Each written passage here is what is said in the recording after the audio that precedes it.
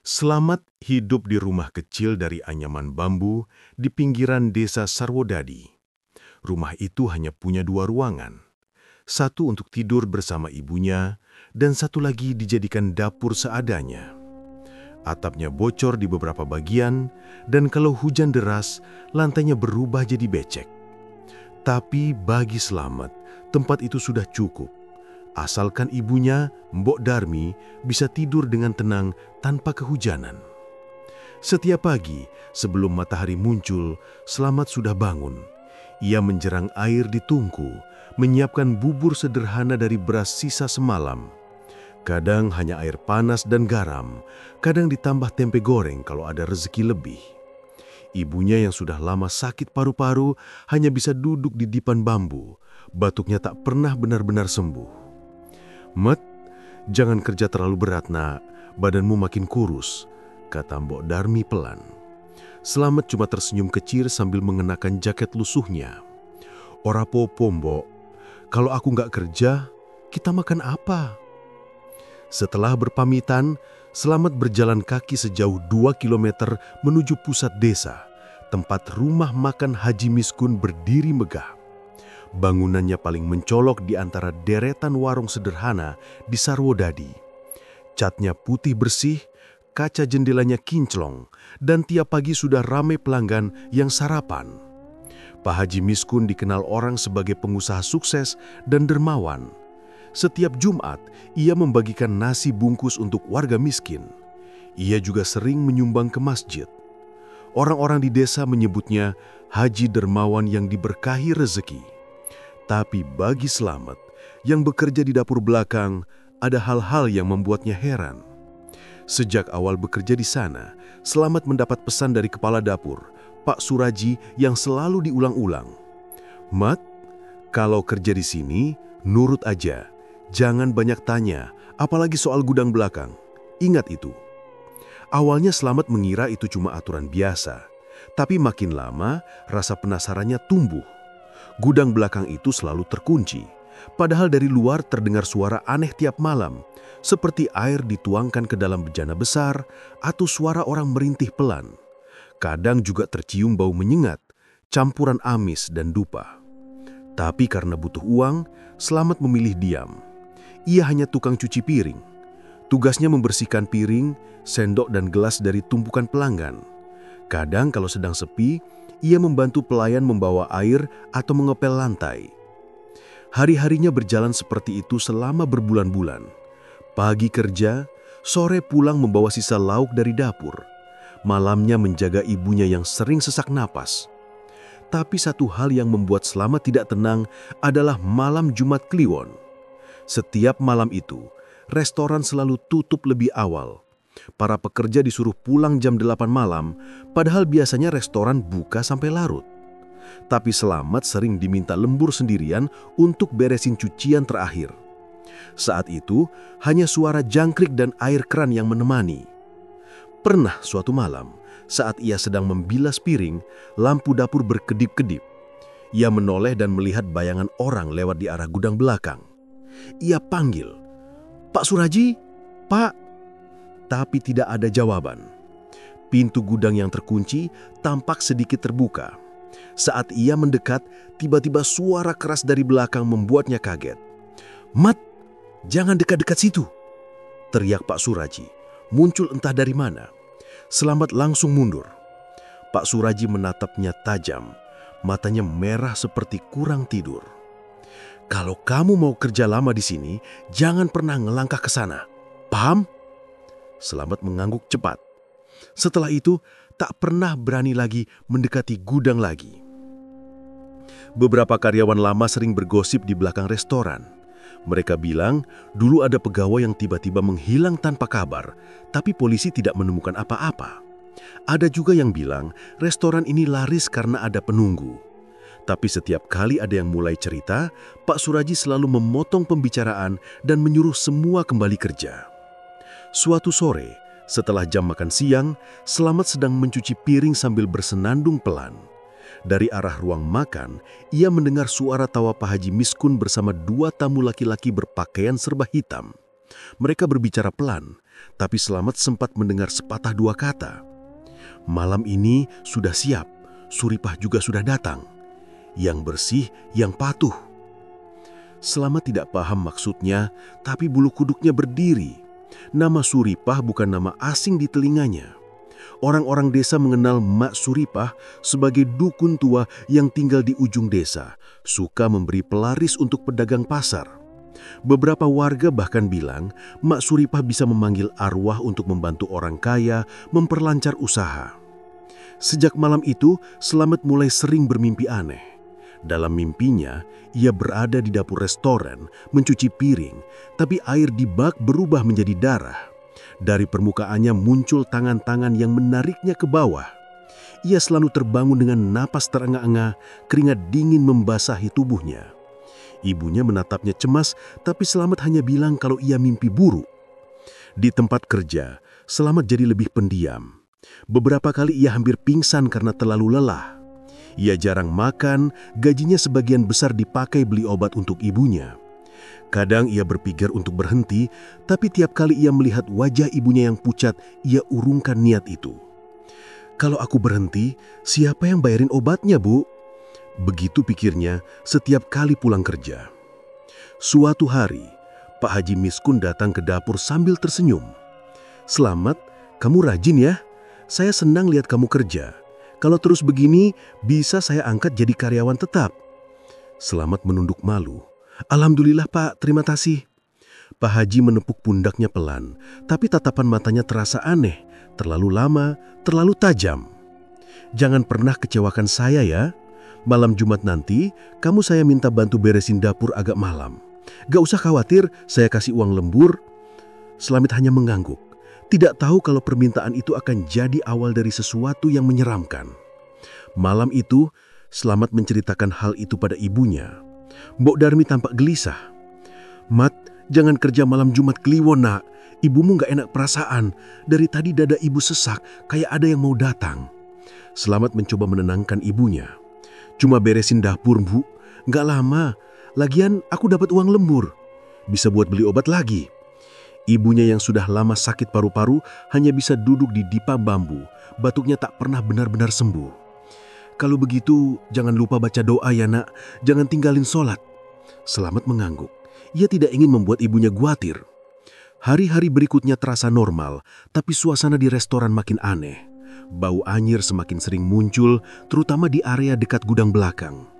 Beberapa kali Slamet melihat bekas tapak kaki basah di lantai meski tidak hujan. Ia mencoba menghapusnya, tapi jejak itu muncul lagi beberapa jam kemudian. Malam Jumat yang dimaksud akhirnya tiba. Sore itu, restoran ditutup lebih awal. Pelanggan sudah pulang dan para karyawan satu persatu pamit.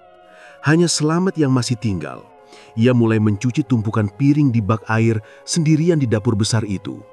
Di luar, angin bertiup pelan membuat daun pintu berderit. Saat air mengalir, Slamet sempat mendengar suara seperti orang berbisik dari arah gudang belakang. "Slamet, bersihkan semuanya." Ia berhenti sejenak, menoleh, tapi tidak ada siapa-siapa. Air dari keran tiba-tiba berubah agak keruh. Slamet menggelengkan pelan.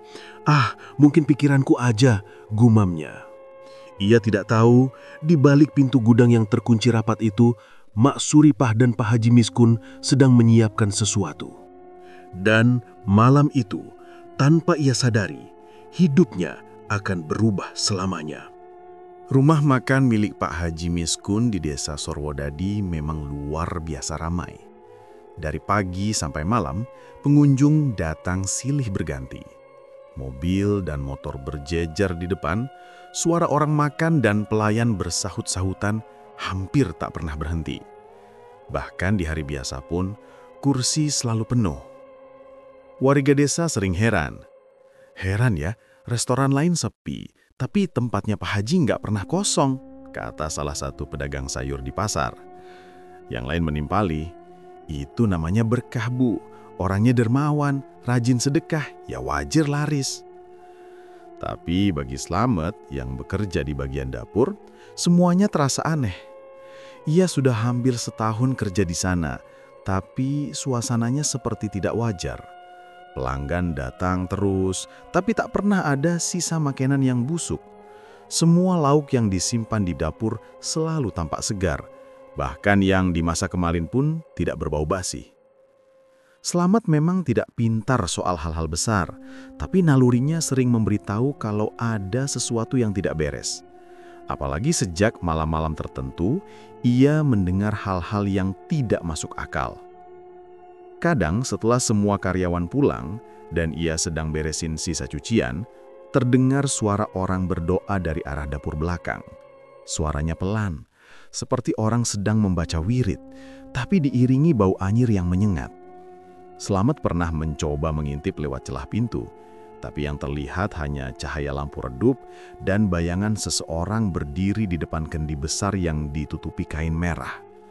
Satu kali, ia melihat langsung Pak Haji Miskun di sana. Malam itu sekitar jam 12. Slamet belum pulang karena harus mencuci panci besar bekas acara hajatan.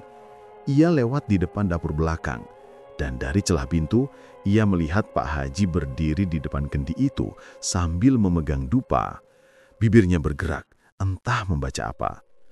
Slamet ketakutan. Ia menunduk dan berjalan cepat keluar dapur. Tapi dari belakang terdengar suara Pak Haji. "Matt, sudah selesai cucinya?" Slamet kaget dan hampir menjatuhkan panci. Ia menoleh, tapi Pak Haji sudah berdiri di dekat pintu, tersenyum ramah. Entah sejak kapan keluar. "Sudah Pak, tinggal dikeringin." "Bagus, besok pagi datang agak pagi ya, saya mau bantu doa pagi." Slamet hanya mengangguk walau sebenarnya bingung, sejak kapan doa pagi jadi urusan tukang cuci piring? Sejak kejadian itu, Slamet makin waspada. Ia perhatikan, setiap kali restoran makin ramai, selalu ada sesuatu yang janggal. Kadang ayam potong yang baru datang dari pasar berkurang 1-2 tanpa penjelasan. Kadang suara aneh muncul di dapur tengah malam, seperti sesuatu diseret di lantai. Yang paling membuat Slamet curiga adalah hilangnya beberapa karyawan lama. Dulu ada seorang pelayan bernama Sardi. Orangnya baik dan sering traktir Slamet makan. Tapi suatu pagi, Sardi tidak datang kerja. Kata kepala dapur, Sardi pulang kampung. Tapi waktu Slamet tanya ke teman yang kenal keluarganya, ternyata Sardi tidak pernah pulang ke desanya. Beberapa bulan kemudian, hal sama terjadi pada seorang juru masak perempuan bernama Lilis. Ia juga tiba-tiba hilang tanpa kabar. Kata Pak Suraji, mungkin nikah, tapi tak ada yang tahu suaminya siapa. Slamet mulai berpikir, mungkin restoran ini memang menyimpan rahasia besar. Tapi setiap kali ingin bicara ke orang lain, ia selalu ingat pesan Pak Suraji waktu pertama kali kerja. Kalau mau kerja lama di sini, jangan tanya-tanya soal yang nggak perlu. Rasa penasaran Slamet berubah jadi takut. Ia tidak berani cerita ke siapapun, bahkan ke ibunya di rumah. Ia hanya bisa diam dan bekerja seperti biasa. Suatu pagi, ketika sedang menyapu halaman belakang restoran, Slamet melihat sesuatu yang aneh di dekat tong sampah besar. Ada kantong plastik hitam yang diikat rapat, tapi dari celahnya menetes cairan merah. Ia mendekat, mengira itu daging busuk, tapi waktu ia buka sedikit, baunya menyengat seperti darah segar. Belum sempat ia lihat lebih jauh, suara berat Pak Suraji membuatnya kaget. "Matt, itu jangan dibuka, buang ke tempat biasa aja." "Tempat biasa, Pak?" "Ya, di belakang kandang sapi rumah Pak Haji, kamu tahu kan?" Slamet mengangguk pelan, lalu mengangkat kantong itu dengan tangan gemetar. Rasanya berat, dan ketika dibawa, ia bisa mendengar bunyi tulang kecil patah di dalamnya. Sampai sore Slamet tidak makan. Ia berusaha meyakinkan diri kalau itu cuma sisa daging, tapi hatinya bilang lain. Hari-hari berjalan seperti biasa. Restoran tetap ramai, bahkan makin ramai setelah ada acara tasyakuran besar yang diadakan Pak Haji. Di situ Pak Haji menyembelih kambing putih dan membagikan dagingnya ke warga. Semua orang kagum akan kedermawanannya. Tapi malamnya, Slamet mendengar cerita dari salah satu tukang parkir. "Matt, tahu nggak? Katanya kambing yang disembelih Pak Haji tadi pagi bukan kambing biasa. Itu katanya kambing dari Suripah. Katanya buat selamatan khusus." Slamet menelan ludah. Nama itu lagi, Suripah. Dukun tua yang dulu pernah datang ke restoran dan menatapnya dengan tatapan aneh. Sejak saat itu, Slamet sering tidak enak ketika melihat Pak Haji. Ada sesuatu di balik senyum ramahnya yang terasa palsu. Kadang kalau Slamet lewat di dekatnya, Pak Haji diam memperhatikan lama, lalu berkata pelan, "Kamu sehat, Matt? Badanmu cocok buat kerja di sini, kuat dan bersih." Entah kenapa, kalimat itu terdengar seperti pujian yang menakutkan. Beberapa malam kemudian, Slamet lembur lagi. Restoran sepi, hanya tersisa suara jangkrik dari luar. Saat ia sedang mencuci piring, terdengar suara dari gudang belakang. Suara benda jatuh, lalu seperti orang menahan nafas. Ia berhenti bekerja dan mendekat. Pintu gudang sedikit terbuka, dan dari celah itu, ia melihat bayangan orang membungkuk di depan kendi merah. Ada asap mengepul dan suara orang berbisik lirih. "Ambil yang patuh, ambil yang bersih, biar rezeki kita habis." Slamet mundur perlahan. Jantungnya berdegup kencang. Ia berlari keluar tanpa sempat mematikan lampu dapur. Keesokan harinya, suasana restoran tetap normal seolah tidak terjadi apa-apa. Pak Haji datang dengan senyum lebar seperti biasa. Pelanggan berjubel di ruang makan, anak-anak kecil tertawa, aroma nasi rawon dan sate kambing menyebar kemana-mana. Semua tampak damai dan makmur. Tapi di mata Slamet, itu semua justru terlihat menakutkan, seperti tempat yang hidup dari sesuatu yang gelap. Ketika waktu istirahat, Slamet duduk di belakang restoran sambil memandangi langit. Ia ingat ibunya yang makin kurus di rumah dan pikirannya bercampur antara takut dan pasrah. Ia tahu ada yang salah di restoran ini, tapi ia juga tahu kalau berhenti kerja berarti kehilangan penghasilan. Saat ia sedang melamun, Pak Suraji datang membawa segelas teh. "Kamu kelihatan pucat, Matt. Sakit?" "Enggak, Pak. Cuma kurang tidur." "Tidur yang cukup ya. Pak Haji suka sama kamu. Katanya kamu rajin, nggak banyak tanya. Tetap begitu aja, Matt. Jangan berubah."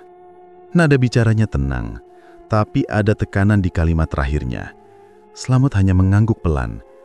Malamnya sebelum pulang, Slamet sempat melihat kendi merah itu lagi. Ditaruh di meja kecil di pojok dapur.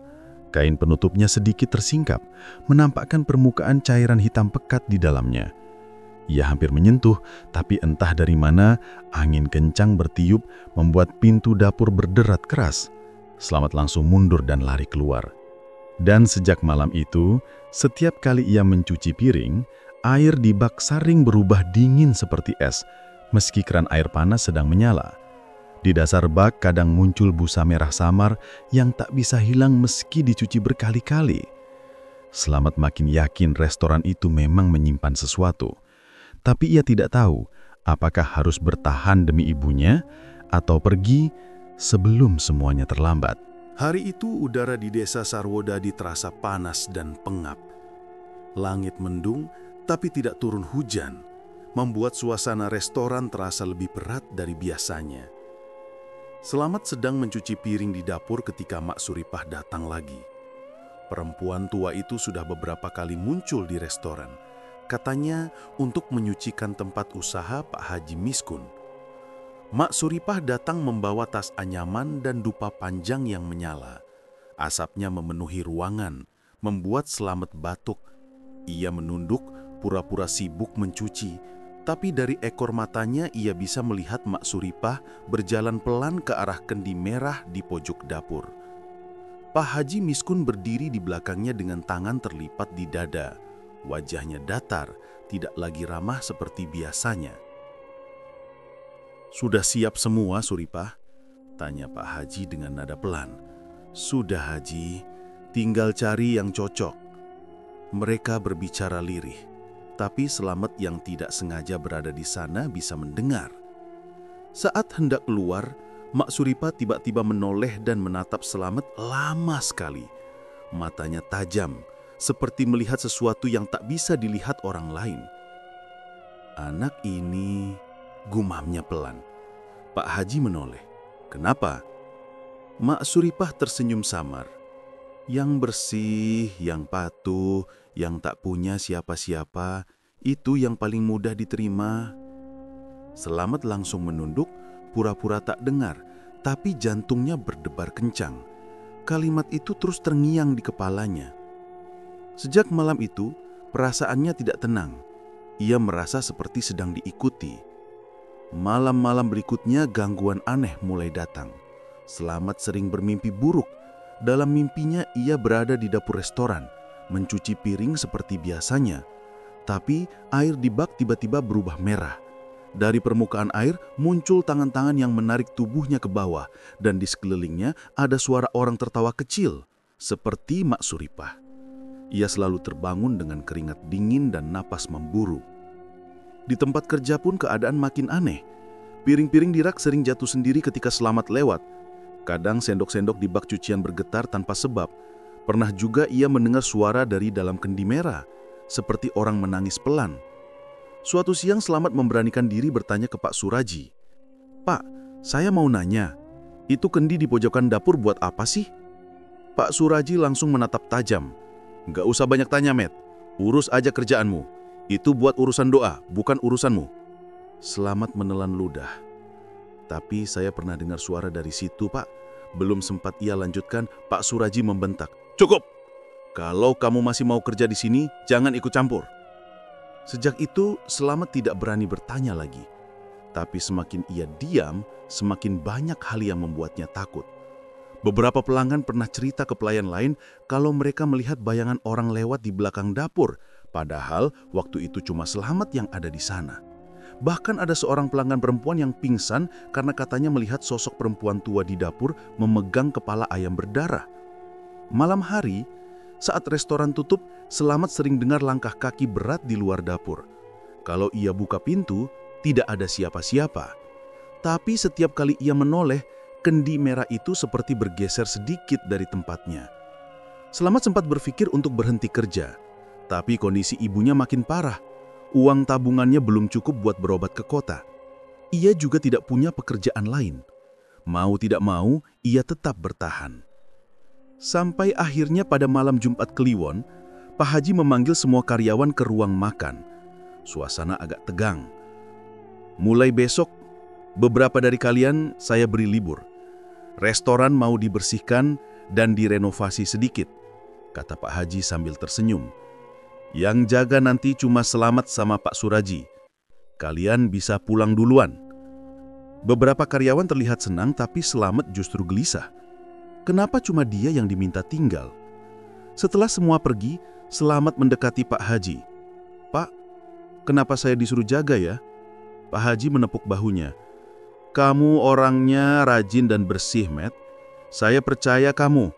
Cuma bantuin Pak Suraji bersihin dapur aja. Nanti saya kasih bonus. Nggak usah khawatir." Selamat mengangguk meski perasaannya tidak enak. Malamnya, setelah restoran tutup, Selamat dan Pak Suraji mulai beresin dapur. Awalnya biasa saja, tapi sekitar jam 11 Pak Suraji bilang mau ke rumah sebentar ambil sesuatu. "Kamu lanjut aja bersihin piring, Met. Saya sebentar lagi balik." Selamat mengangguk. Begitu sendirian, suasana dapur terasa berbeda. Angin tiba-tiba dingin sekali. Padahal semua pintu tertutup. Lampu dapur berkedip beberapa kali, lalu mati sejenak sebelum nyala lagi. Saat itulah Selamat melihat bayangan seseorang berdiri di pojok, Mak Suripah. Selamat refleks mundur. "Mak, ngapain di sini?" Perempuan tua itu tersenyum tipis. "Aku cuma mau lihat kamu, Met." "Lihat saya?" "Iya, sebentar lagi kamu akan bantu banyak orang." "Bantu gimana, Mak?" Mak Suripah tidak menjawab. Ia berjalan pelan ke arah kendi merah lalu menepuk-nepuk permukaannya. "Yang di dalam sudah menunggu. Dia suka yang seperti kamu." Tiba-tiba Selamat merasa pusing. Kepalanya berat, matanya berkunang-kunang. Ia mendengar suara berbisik di telinganya, suara yang sama seperti di mimpinya. "Yang patuh, yang bersih, yang tak punya siapa-siapa." Selamat terjatuh, memegangi kepala.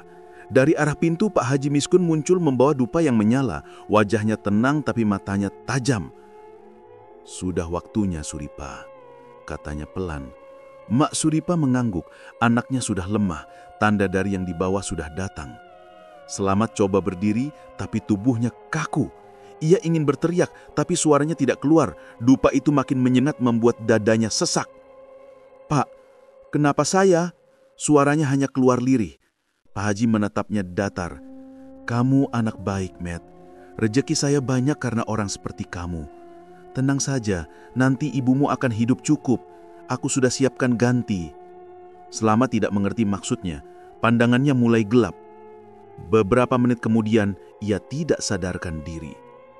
Keesokan hari paginya, karyawan lain yang datang heran karena dapur dalam keadaan berantakan. Piring-piring pecah berserakan di lantai. Tapi anehnya Selamat tidak ada. Pak Haji bilang Selamat pulang malam itu karena ibunya sakit. Tapi ketika tetangga datang ke rumah Selamat, ibunya bilang ia tidak melihat anaknya sejak sore sebelumnya. Seminggu berlalu, tubuh Selamat belum ditemukan. Tapi sejak hari itu, restoran Pak Haji Miskun justru makin ramai. Orang-orang antri panjang tiap hari, bahkan dari luar kota. Namun ada satu hal yang membuat karyawan baru ketakutan. Setiap tengah malam, saat mencuci piring, air di bak dapur berubah dingin dan muncul busa merah. Kadang dari arah belakang terdengar suara bisikan pelan. "Matt, bersihkan semuanya." Tanpa mereka sadari, Selamat sudah menjadi bagian dari restoran itu. Bukan sebagai pekerja lagi, tapi sebagai tumbal yang menjaga agar tempat itu tetap laris dan rezekinya tidak pernah berhenti. Malam itu, suasana di desa Sarwodadi benar-benar sepi. Angin kering bertiup pelan membawa suara anjing menggonggong dari kejauhan. Restoran Pak Haji Miskun sudah tutup sejak pukul 9, tapi satu orang masih bekerja di dalam. Selamat. Ia sedang mencuci piring di dapur belakang. Air mengalir dari keran, tapi anehnya, suara gemericik itu terus terdengar meski keran sudah ia tutup berkali-kali. Lampu dapur redup dan kadang berkedip, membuat bayangan di dinding terlihat bergerak sendiri. Selamat sebenarnya tidak mau lembur, tapi Pak Haji memintanya langsung sore tadi. "Bersihin semua alat dapur malam ini ya, Matt. Besok pagi mau ada acara besar. Saya kasih tambahan upah." Selamat tidak berani menolak. Ia butuh uang buat beli obat ibunya. Sekitar jam 11 malam, ia mulai merasa tidak tenang. Suara-suara aneh muncul dari arah belakang dapur, seperti langkah kaki yang menyeret sesuatu berat di lantai. Ia sempat berpikir mungkin itu tikus besar, tapi ketika ia menoleh, lantai belakang kosong. Tiba-tiba, suhu ruangan berubah dingin. Napas Selamat keluar seperti uap. Ia menggigil padahal tidak ada angin yang masuk. Dari ventilasi dapur tercium bau anyir menyengat. Bau itu makin kuat, seperti darah yang sudah lama tidak kering. Selamat berhenti bekerja. Ia mengambil sapu dan berjalan pelan ke arah pintu belakang. Tapi sebelum ia sempat membuka pintu, suara langkah kaki terdengar mendekat. Langkah itu berat, berirama lambat, disertai suara benda logam bergesek. Pintu dapur terbuka perlahan dan muncul sosok Pak Haji Miskun. Namun wajahnya terlihat berbeda, pucat, matanya cekung, dan baju koko putihnya penuh bercak remah. Di tangannya, ia membawa kendi besar yang ditutup kain merah basah. Selamat langsung mundur. Pak, ngapain malam-malam kesini?" Suaranya gemetar. Pak Haji tidak langsung menjawab. Ia hanya menatap Selamat lama, lalu tersenyum tipis. "Sudah bersih semua?" "Sudah, Pak. Tinggal bilas sedikit lagi." "Bagus." Dari arah pintu belakang muncul Mak Suripah, dukun tua itu. Rambutnya acak-acakan dan tangannya memegang dupa yang masih menyala. Asapnya membuat ruangan makin pengap. Selamat makin panik. "Mak, kok malam-malam kesini?" Mak Suripah hanya tertawa pelan. "Malam ini malam yang baik, Selamat. Kamu anak yang patuh, kan?" Selamat mengangguk bingung. "Iya, Mak, tapi saya nggak ngerti maksudnya." Pak Haji menaruh kendi itu di lantai, tepat di tengah dapur. Kendi itu bergoyang sedikit sendiri. Dari celah kain merah yang menutupinya, tetesan darah menetes ke lantai. Selamat menatap ngeri. "Pak, itu apaan? Kenapa ada darahnya?" Pak Haji tidak menjawab. Ia hanya menutup mata dan mulai membaca sesuatu pelan, seperti doa tapi dengan bahasa yang aneh. Bukan Arab, bukan Jawa, entah apa. Mak Suripah ikut duduk bersila di samping kendi. Ia menepuk lantai 3 kali lalu berbisik lirih. Demi rejeki yang tak habis, demi perut yang selalu kenyang. Saat itu juga, udara di ruangan seolah berubah. Dapur bergetar pelan, piring-piring di rak bergemerincin.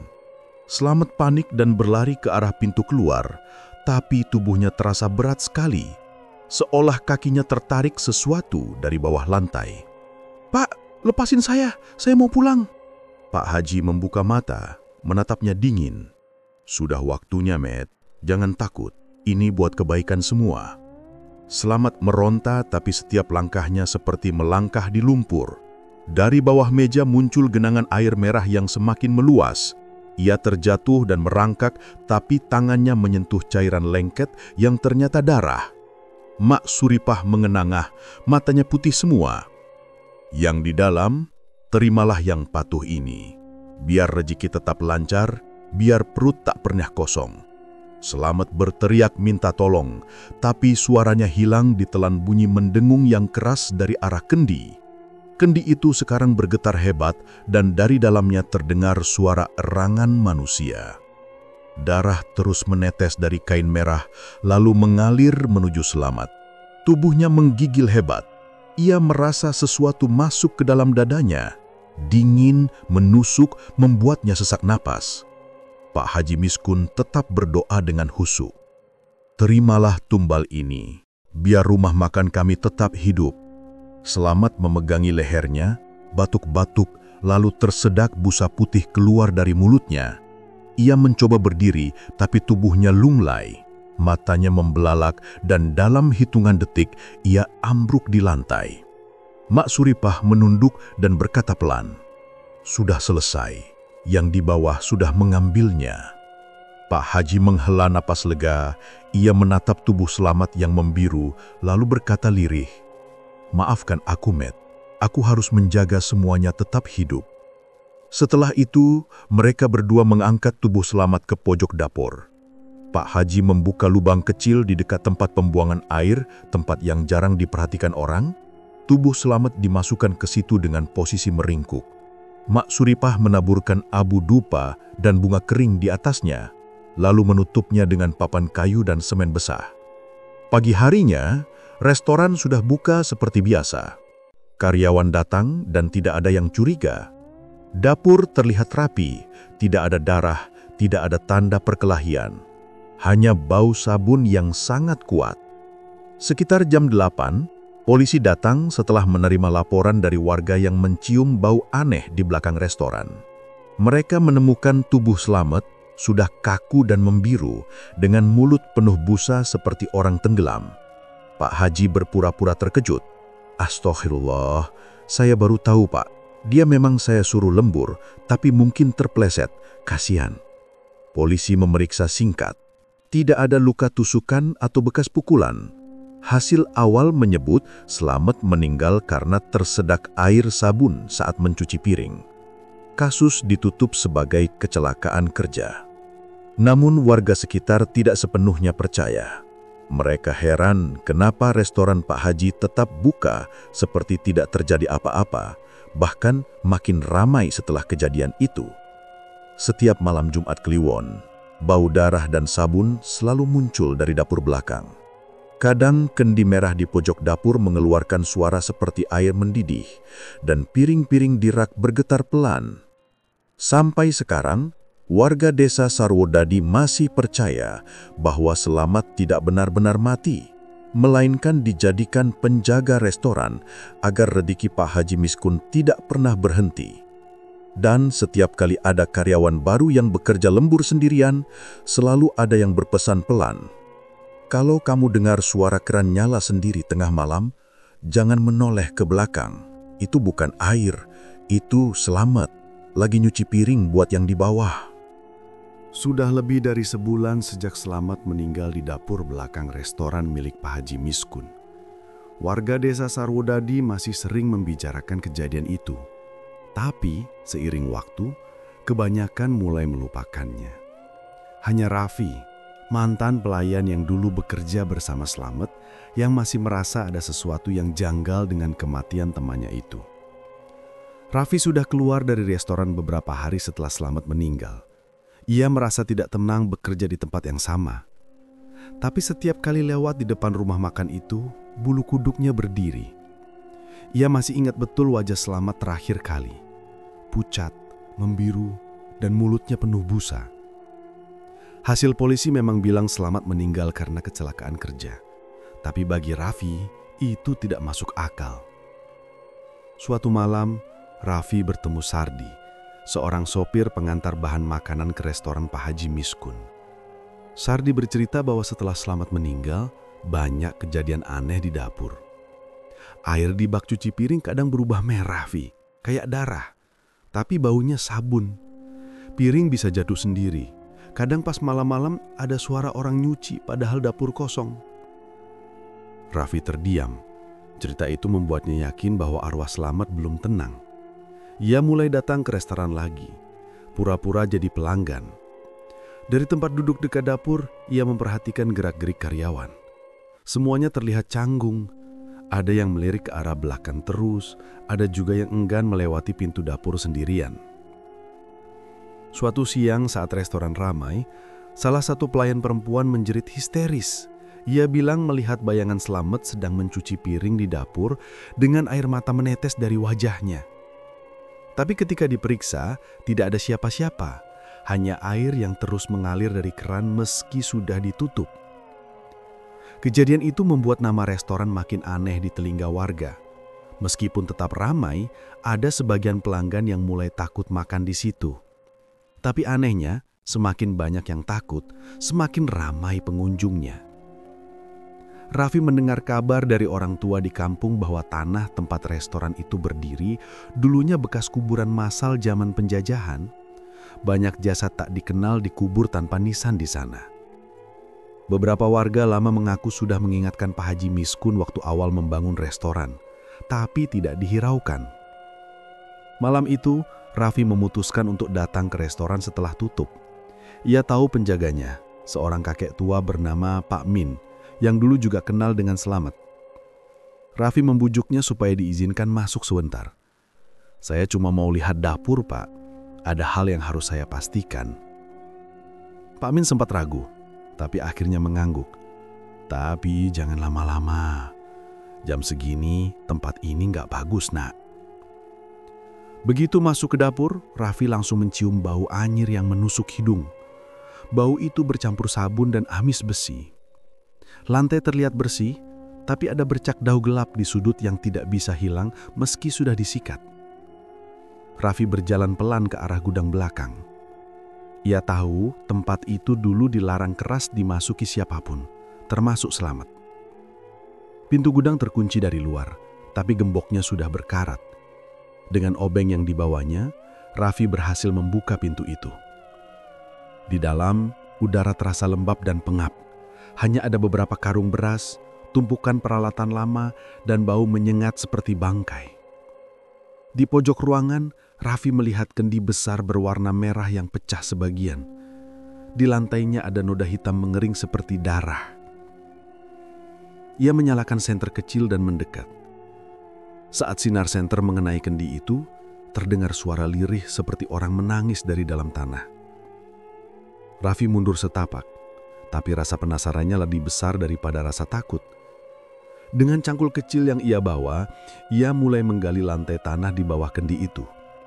Awalnya cuma beberapa sentimeter, tapi makin lama sekopnya mengenai sesuatu yang keras. Ia mengangkatnya, tulang manusia. Nafas Raffi memburu. Ia terus menggali dan menemukan potongan tulang lain. Rahang, tulang rusuk, bahkan potongan kain seragam dapur yang masih menempel. Semuanya sudah hancur sebagian tapi cukup untuk membuatnya yakin itu tulang Slamet.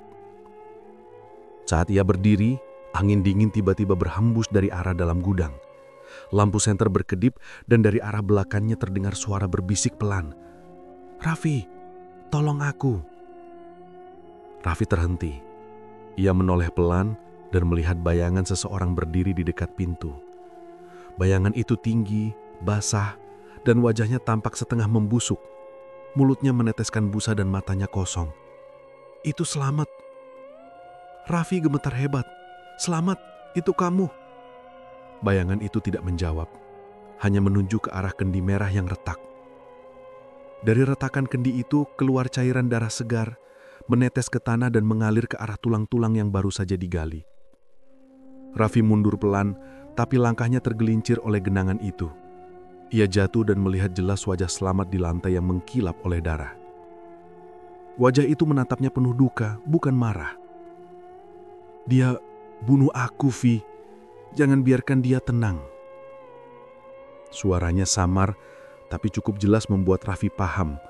Arwah Slamet tidak menginginkan balas dendam pada siapapun selain Pak Haji Miskun. Raffi keluar dari gudang dengan tubuh tergemetar. Ia berlari keluar restoran tanpa menoleh lagi. Begitu sampai di depan, ia melihat lampu-lampu restoran padam sendiri satu persatu.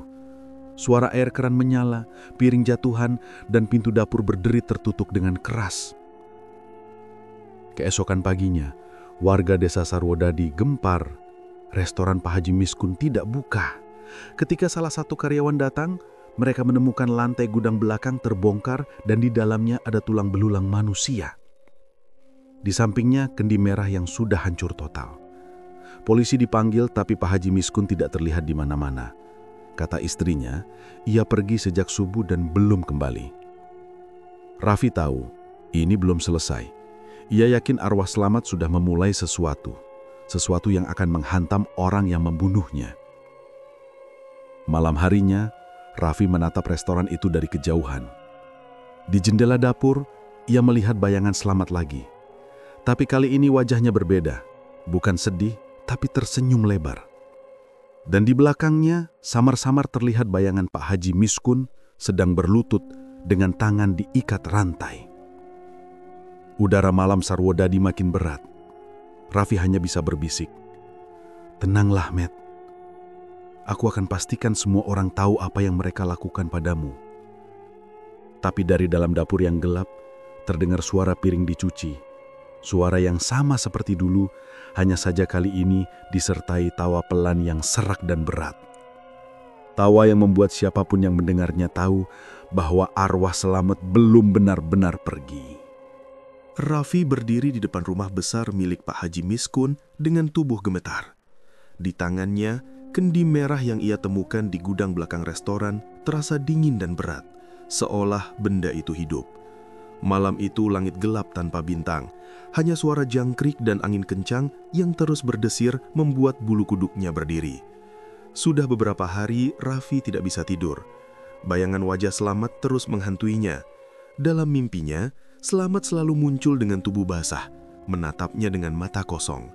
Raffi yakin semua kejadian aneh di restoran itu bukan kebetulan. Ia merasa harus mencari keadilan untuk sahabatnya yang mati mengenaskan. Setelah menarik napas panjang, Raffi mengetuk pintu rumah besar itu. Tidak ada jawaban. Ia mengetuk lagi, kali ini lebih keras. Dari dalam terdengar langkah kaki berat mendekat, lalu pintu terbuka perlahan. Pak Haji Miskun muncul dengan wajah pucat dan mata sayu. Rambutnya berantakan seperti orang yang tidak tidur berhari-hari. "Raffi, malam-malam begini mau apa kamu?" tanyanya dengan suara parau. Raffi menatapnya tajam. "Saya mau tahu, Pak, apa sebenarnya isi kendi ini? Saya nemu ini di bawah gudang. Di situ juga ada tulang-tulang manusia. Jangan bilang Bapak nggak tahu." Wajah Pak Haji langsung berubah. Ia menatap kendi itu dengan pandangan panik, lalu buru-buru menutup pintu, tapi Raffi menahan dengan kakinya. "Jangan tutup, saya nggak akan pergi sebelum Bapak jelaskan semuanya." Suasana hening beberapa detik, lalu suara angin mendesing kencang di sekitar rumah. Tirai di jendela bergerak sendiri, dan lampu ruang tamu berkedip-kedip. Raffi menoleh ke sekeliling, jantungnya berdebar keras. Pak Haji berusaha tetap tenang, tapi suaranya gemetar. "Kamu nggak tahu apa yang kamu bawa itu? Taruh kendi itu, Raffi, sekarang juga." Raffi menggeleng. "Enggak, Pak, saya harus tahu kenapa Slamet mati begitu, dan kenapa banyak pekerja di restoran Bapak yang hilang setiap 7 tahun. Belum sempat Pak Haji menjawab, suara dari dalam kendi terdengar pelan, seperti desahan orang tenggelam. Raffi spontan menjatuhkannya ke lantai. Kendi itu retak sedikit dan dari celahnya keluar cairan merah gelap yang bergelembung seperti darah. Pak Haji langsung berteriak, "Astagfirullah, kamu tahu apa yang kamu lakukan? Itu segel penahan arwah." Raffi mundur beberapa langkah ketakutan. "Segel apa maksudnya, Pak?" Belum sempat dijawab, terdengar suara dari luar rumah. Langkah kaki basah menyeret lantai. Suara itu makin lama makin dekat sampai akhirnya muncul sosok di depan pintu belakang. Selamat. Tubuhnya basah kuyup, kulitnya pucat membiru seperti mayat yang baru diangkat dari sumur. Air menetes dari rambutnya dan matanya kosong menatap Pak Haji. "Kau janji, rizki tak habis, tapi aku dijadikan tumbal." Suaranya serak seperti keluar dari tenggorokan yang terendam air. Raffi mundur ketakutan. Sementara Pak Haji jatuh tersungkur sambil membaca doa. "Ampun Selamat, aku cuma ikut perintah." Dari belakang Selamat muncul Mak Suripah membawa dupa menyala. "Cepat tutup kendi itu, kalau tidak kita semua celaka," katanya dengan nada keras. Ia mulai membaca mantra dalam bahasa Jawa kuno, tapi setiap kali mengucapkannya, suaranya semakin serak dan napasnya tersengal-sengal. Raffi melihat tubuh Mak Suripah berasap dari dalam. Kulit tangannya mulai mengelupas seperti terbakar api, padahal tidak ada api sama sekali. Ia menjerit, menjatuhkan dupa, lalu tubuhnya jatuh ke lantai dan mengejang hebat. Selamat menatapnya tanpa ekspresi, lalu beralih ke Pak Haji. Ia mendekat pelan, menyerat kakinya yang berlumuran air. "Kau janjikan kemakmuran, tapi nyawa kami jadi bayarannya." Pak Haji mencoba lari ke arah pintu belakang, tapi langkahnya seolah berat. Selamat mengangkat tangannya, dan tiba-tiba lantai rumah tergenang air. Dari tengah genangan itu muncul pusaran kecil seperti arus sumur. Raffi menatap tak percaya saat Pak Haji terseret ke tengah pusaran itu, menjerit minta tolong. "Ampun, aku salah, aku nggak mau lagi." Namun suara jeritannya tertelan air. Dalam hitungan detik, tubuhnya lenyap. Air itu perlahan berubah menjadi darah, lalu menyerap ke lantai seperti tak pernah ada. Raffi terduduk di lantai, lemas dan pucat. Rumah itu kini penuh dengan bau busuk seperti bangkai basah. Ia melihat Selamat menatapnya sebentar, kemudian berkata lirih, "Terima kasih, sudah buka matanya." Setelah itu tubuh Selamat mulai larut bersama air yang tersisa di lantai. Dalam beberapa detik, semuanya hilang. Hanya kendi merah yang kini pecah total, tersisa serpihan kecil dan noda hitam di sekitarnya.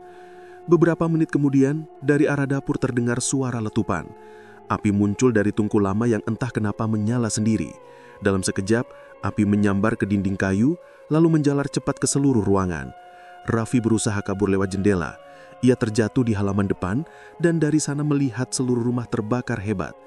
Suara jeritan samar masih terdengar dari dalam seperti suara orang yang minta tolong, atau mungkin hanya gema dari masa lalu yang tidak sempat ditebus. Warga sekitar berdatangan melihat kobaran api. Tak ada satupun yang berani mendekat karena panasnya luar biasa. Sampai pagi, yang tersisa hanya tumpukan arang, batu bata hitam, dan piring gosong berserakan di antara abu. Saat petugas pemadam memeriksa lokasi, mereka hanya menemukan satu benda utuh, yaitu sebuah sendok logam berkarat dengan inisial S di ujung gagangnya. Raffi berdiri di kejauhan, menatap reruntuhan itu dengan mata kosong. Ia tahu semuanya sudah berakhir, tapi di dalam hatinya, ia sadar dosa dan perjanjian kelam yang pernah dibuat manusia tamak seperti Pak Haji Miskun tak akan hilang begitu saja. Malam itu, sebelum pergi dari tempat itu, ia mendengar suara samar dari arah dapur yang kini jadi puing. Suara tersebut terdengar seperti bisikan yang pernah ia dengar dulu saat Selamat masih hidup. Demi rezeki yang tak habis, demi perut yang selalu kenyang. Raffi menoleh cepat, tapi tak ada siapapun di sana. Ia hanya bisa berjalan pergi, meninggalkan sisa tragedi di desa Sarwodadi yang kini akan dikenang sebagai malam pembalasan di restoran Pak Haji Miskun. Beberapa bulan setelah kebakaran besar yang menewaskan Pak Haji Miskun dan Mak Suripah, lahan bekas rumah makan itu berubah menjadi tempat angker yang dihindari warga. Awalnya, beberapa orang masih berani lewat di siang hari. Tapi, makin lama, tak ada satupun yang berani mendekat, terutama saat malam Jumat Kliwon. Bangunan itu kini tinggal puing gosong dengan atap yang ambruk separuh. Dindingnya hitam berjelaga dan bau aneh masih sering tercium, campuran antara amis air dan bau daging busuk. Warga yang lewat mengaku kadang mendengar suara piring jatuh atau gemericik air dari arah dapur, padahal tidak ada sumur ataupun sumber air di situ lagi. Pak RT desa sempat memerintahkan agar lokasi itu dibersihkan. Ia membawa beberapa warga untuk membongkar sisa-sisa bangunan. Tapi baru setengah pekerjaan selesai, tiba-tiba salah satu pekerja jatuh pingsan. Saat sadar, ia menjerit-jerit mengatakan melihat sosok lelaki basah sedang mencuci piring sambil menangis. Setelah kejadian itu, tak ada lagi yang mau melanjutkan pembongkaran. Rumor makin berkembang. Ada yang bilang setiap malam Jumat, dari arah dapur yang sudah hangus itu, terdengar suara orang bersenandung pelan sambil mencuci piring. Ada juga yang mengaku melihat bayangan laki-laki berambut basah, duduk di lantai, menggosok piring satu persatu, sambil berkata pelan, "Belum bersih, belum bersih." Anak-anak yang bandel kadang mencoba menguji nyali dengan mengintip dari pagar bambu di malam hari. Tapi beberapa di antaranya jatuh sakit keesokan paginya. Demam tinggi dan mimpi buruk selama berhari-hari. Pemerintah desa akhirnya memutuskan menutup lahan itu dengan seng tua dan menancapkan papan besar bertuliskan, "Dilarang masuk, area bahaya." Tapi tetap saja, setiap kali hujan deras turun, papan itu roboh sendiri, seperti ada yang mendorong dari dalam.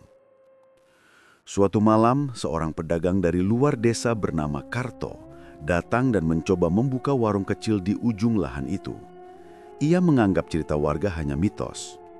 2 hari pertama warungnya ramai, tapi malam ketiga ia pulang dalam keadaan linglung. Katanya, waktu sedang mencuci piring, air di bak berubah merah dan muncul suara yang berkata, "Yang kau cuci bukan piring, tapi darahku." Sejak malam itu, Karto tak pernah kembali.